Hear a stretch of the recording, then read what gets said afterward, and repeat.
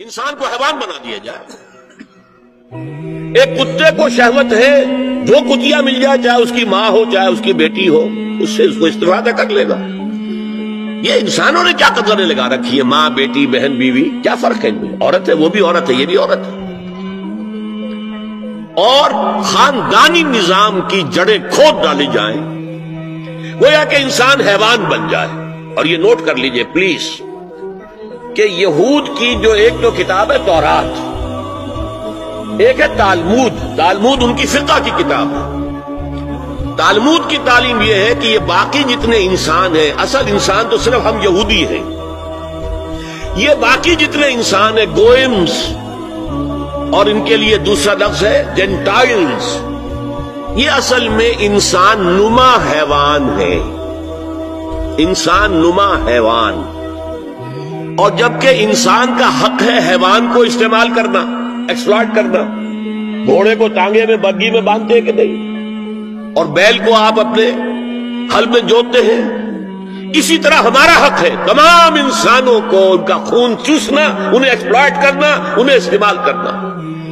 اور اس کے لیے بہترین طریقہ یہ ہے کہ انہیں واقعتاً حیوان بنا دیا جائے، انسانی اقدار ان سے چھین لی جائے.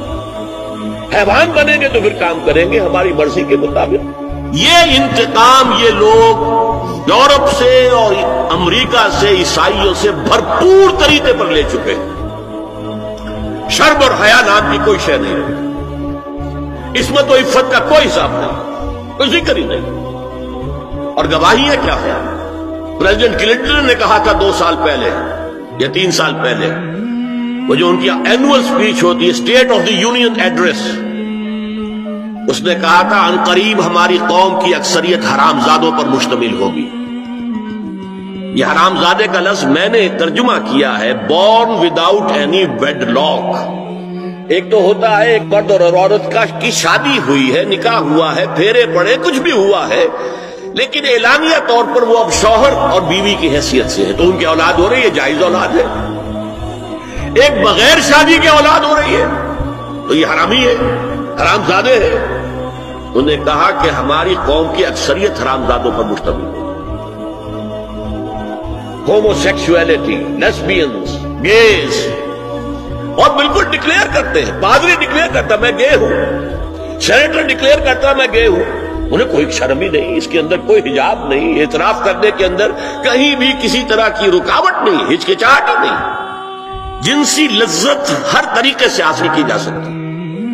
زنا بالرضا ہو تو کوئی جرم ہے ہی نہیں. ہاں زنا بالجبر ہو تو جرم ہے کہ یہ مغرب یہودیوں کی سازش کے تحت اور امریکہ کی عظیم قوت کو استعمال کرتے ہوئے، سول سپریم پاور آن ارتھ، آج یہ ہمارے گرد گھیرا تنگ کرتے چلے آ رہے ہیں کہ ہمارا معاشرتی نظام بھی تلپٹ ہو جائے، درہم برہم ہو جائے، ہماری اقدار بھی ختم ہو جائے، ہمارے ہاں بھی عورت اور مرد بالکل برابر ہونے کے مدعی ہو کر میدان میں آ جائیں، عورت مرد بن جائے، مرد عورت بن جائے، مردوں کی شادیاں ہو جائیں کہ ایک مرد شوہر اور ایک مرد بیوی اور رجسٹر ہو جائے شادی.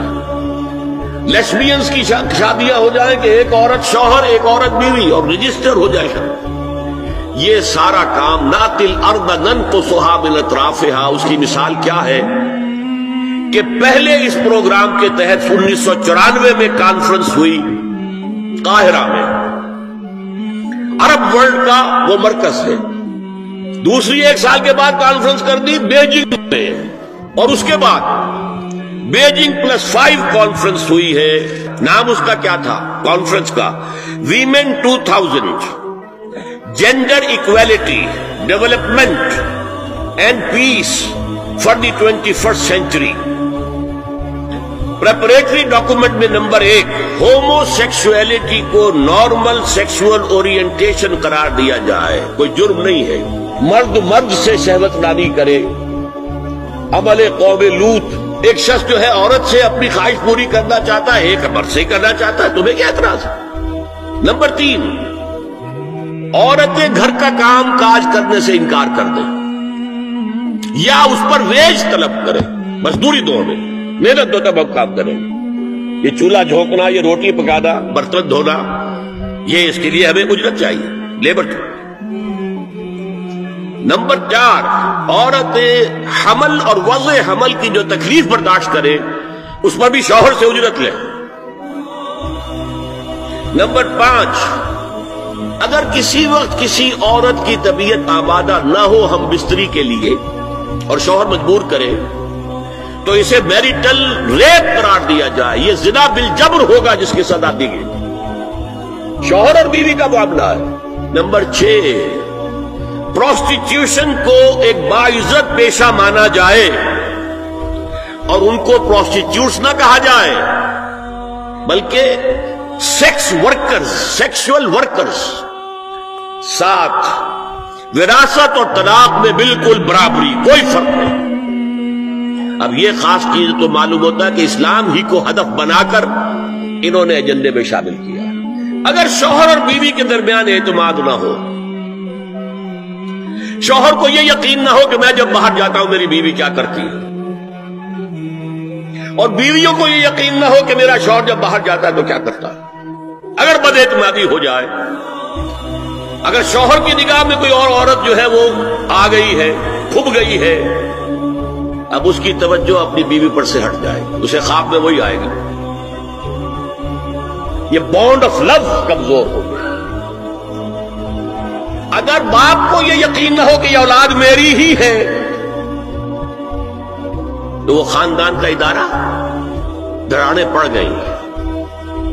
لہذا اس خاندان کے ادارے کو مضبوط رکھنے کے لیے سب سے اہم کام کیا ہے کہ جتنی بھی سیکشول اٹریکشن ہے یہ دو صنفوں میں، مرد اور عورت، یہ سینٹرڈ رہے، مرکوز رہے شوہر اور بیوی کے درمیان، انتشار نہ ہو، نگاہ ادھر سے ادھر نہ جائے، بلکہ ان کی پوری توجہ، آپس میں اعتماد ہو، آپس میں محبت